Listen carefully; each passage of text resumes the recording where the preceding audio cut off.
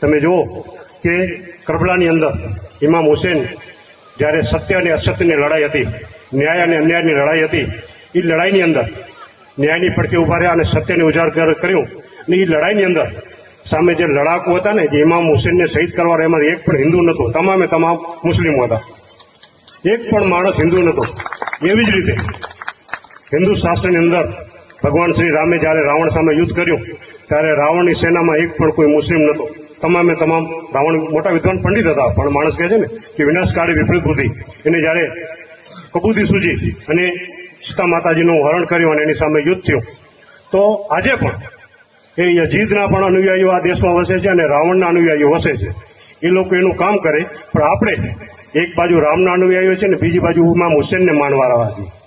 આપણે ભગવાન શ્રી રામના કિરદારને આગળ વધારવું પડશે અને મુસ્લિમોએ ઇમામ હુસેનના કિરદારને આગળ વધારવું પડશે.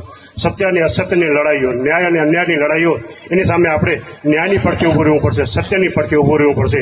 અને આ જ્યારે શિવપુરાણ કથાની અંદર